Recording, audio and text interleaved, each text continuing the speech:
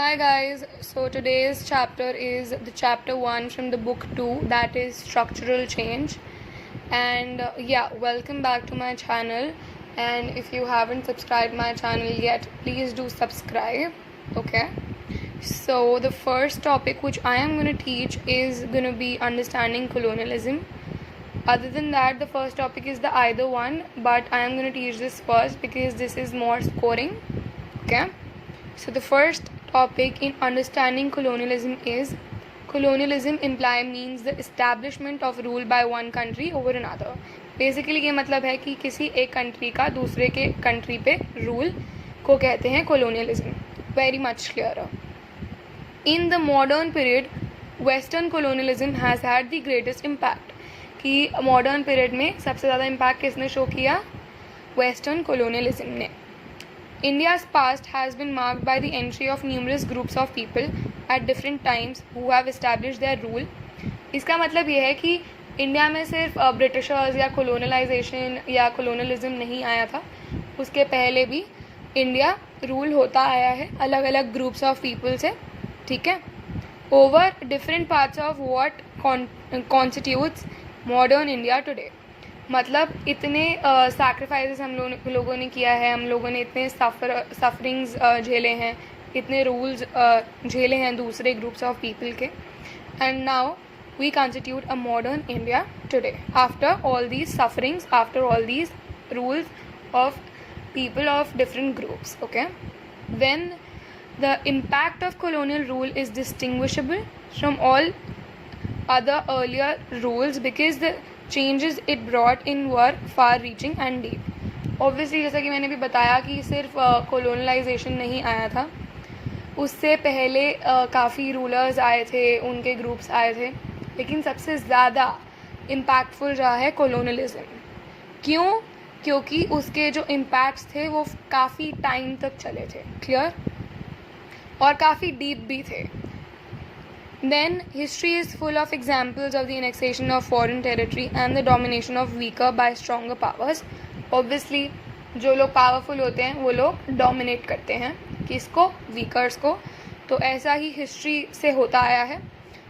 Then nevertheless there is a vital difference between the empire building of pre-capitalist times and that of capitalist times.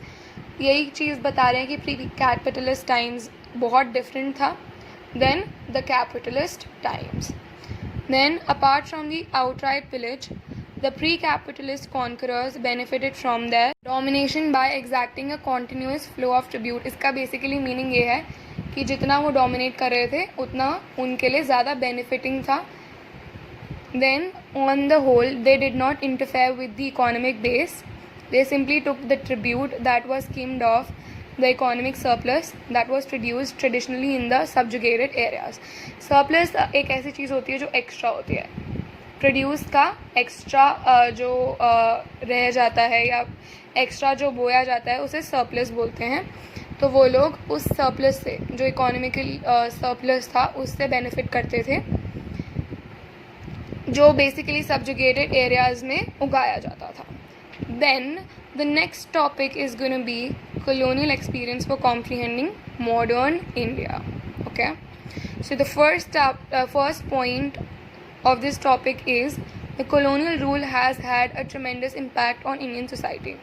Obviously अभी हमने पहले पढ़ा कि कितना ज़्यादा deep and कितना ज़्यादा impactful था colonial rule इंडिया पे.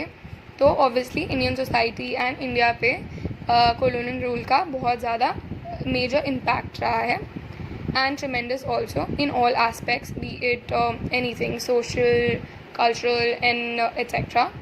तो अभी जो aspects हम पढ़ रहे हैं वो railways. Obviously when colonial people or the Britishers entered India for their own convenience they started railways. Okay, then industries उन्होंने start की, जिससे infrastructure, industries and economy भी kind of उनको benefit करने के लिए उन्होंने इंडस्ट्रीज़ स्टार्ट की. For example printing press. पहले जो इंडिया में न्यूज़पेपर्स छपते थे उसमें एक पेपर में काफ़ी ज़्यादा टाइम लग जाता था. So they started printing press. Example ले रही हूँ मैं. so that things could go much faster and easier and effectively. Okay, Then the postal system. Postal system is very much aware of, okay, transferring one letter to another place or anything like by courier is postal system. And then social, cultural, economic and political changes आए थे due to colonial rule. Then understanding of colonial experience while comprehending modern India is of significant importance, as many modern ideas and institutions reached India through colonialism. अब जैसे कि हम लोगों ने पढ़ा कि रेलवेज़ आई थी कॉलोनियल रूल की वजह से, इंडस्ट्रीज़ बिल्डअप हुई थी, पोस्टल सिस्टम आया था, social, cultural, economic, political changes आए थे. तो ये चेंजेस क्यों आए थे? क्योंकि कॉलोनियल रूल था. तो इन सारे चेंजेस से जिस रेलवेज़ आई तो वो एक मॉडर्न आइडिया था ऑब्वियसली, एंड काफ़ी नए इंस्टीट्यूशंस बिल्डअप हुए इन लोगों की वजह से, which were obviously modern ideas and institutions. Clear? When it is also because such an exposure to modern ideas was contradictory or paradoxical. Obviously when you have any change, वो सिर्फ positive नहीं होगा, it will have the both sides, positive and negative. Then for example, India's in the colonial period read about Western liberalism and freedom. तो after these changes Indians क्या करने लग गए? They started reading about the Western liberalism. Liberalism is like how free a person is. Okay, liberalism and freedom के बारे में Indians पढ़ने लग गए. कौन से? Western liberalism and freedom के बारे में. When yet they lived under a Western colonial rule that denied Indians liberty and freedom. जबकि उनको पता लग गया कि how freely this Western people live, लेकिन इंडियंस को कैसे रहना पड़ रहा था? अंडर कॉलोनियल रूल, जिसमें उनकी लिबर्टी और उनकी फ्रीडम हैम्पर हो रही थी. किससे? ब्रिटिशर्स से, कॉलोनियल पीपल से. It is contradiction of this kind that shaped many of the structural and cultural changes. Obviously it is contradictory. क्यों?